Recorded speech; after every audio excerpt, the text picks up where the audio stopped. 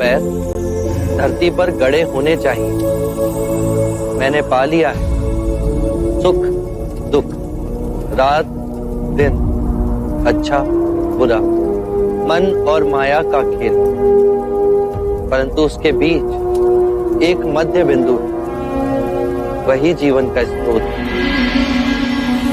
और वो हर मनुष्य की चेतना में, कहीं बाहर नहीं।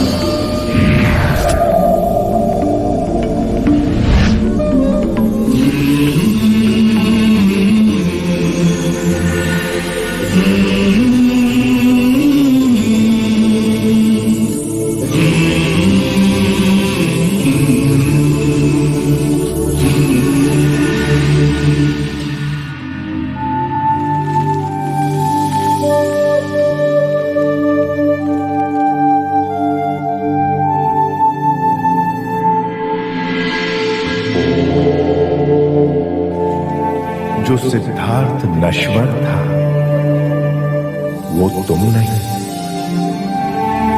तुम बुद्ध हो, अविनाशनीय बुद्ध। बुद्ध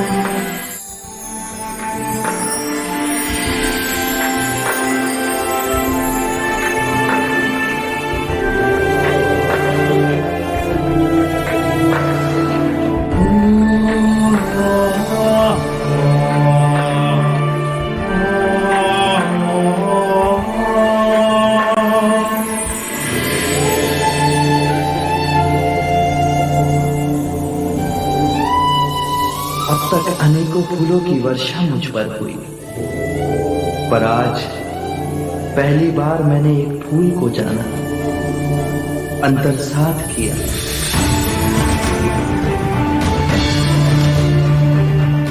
मैं जाग गया तो पूरी प्रकृति ही बदल गई। आज इतनी सघन शांति है जैसे अंतर के नीले आकाश से विचारों के सारे बादल छट गए। मैं भी तुम्हारी तरह स्वच्छंद हो गया। टूट गए सारे बंधन, मिट गए वो अंधेरे जिनमें इतने वर्षों भटका। गहरी नींद में सोया था और अब जाग गया। यदि मैं जाग गया तो सारी मनुष्यता भी जाग सकती है। सब जाग जाए तो पृथ्वी पर शांति और सुख का नया अध्याय शुरू होगा।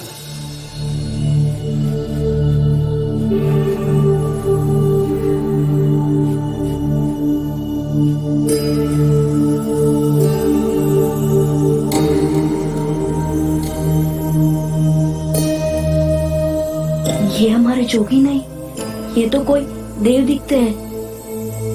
देखो देखो, उनके चेहरे से ही नहीं पर उनके पूरे शरीर से प्रकाश ही प्रकाश बह रहा है।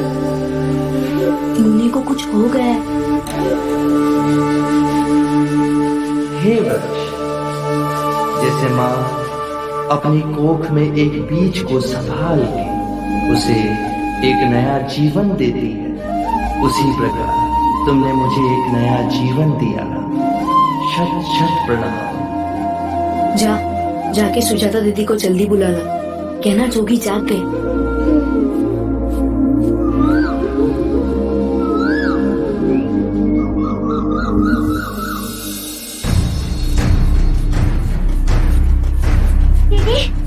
दीदी क्या हुआ? दीदी जोगी को कुछ हो गया है। क्या हुआ उनको? दीदी उनका चेहरा पीला हो गया है और उनके आसपास इतना प्रकाश है। उन्हें कुछ हो गया है। हे ईश्वर, कहीं फिर अस्वस्थ ना हो गए? जल्दी चल। तुम सबका आभार। हमने तो कुछ नहीं किया। निस्वार्थ प्रेम दिया।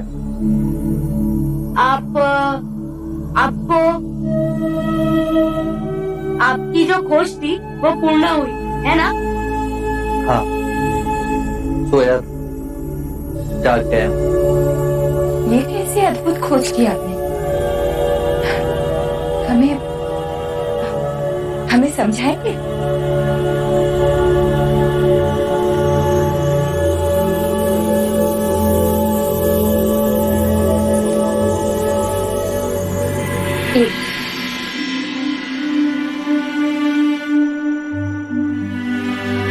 पहले आप तो ले लेते।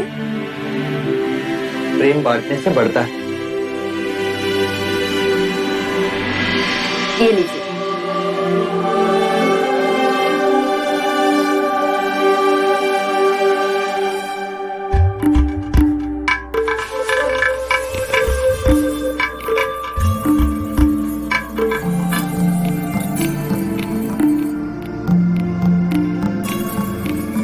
जब हम नारंगी खाते हैं तो हम उसे पूर्ण जागरूक होकर नहीं खाते। हमारे लिए ये नारंगी असत्य है। यदि ये नारंगी असत्य है तो इसे खाने वाला भी असत्य हुआ ना। बेहोशी में हम इसे खाते हैं। यदि हम इसे होश पूर्वक खाएं तो इसका अर्थ है हम पूरी चेतना से इस नारंगी के साथ एक रिश्ता जोड़ रहे हैं। ऐसा क्यों होता है? क्योंकि नारंगी खाने में हमारा ध्यान नहीं होता। हमारा मन अंदर ही अंदर असंख्य विचारों के पीछे दौड़ता रहता है। आने वाले कल की चिंता, बीते हुए कल का रोना।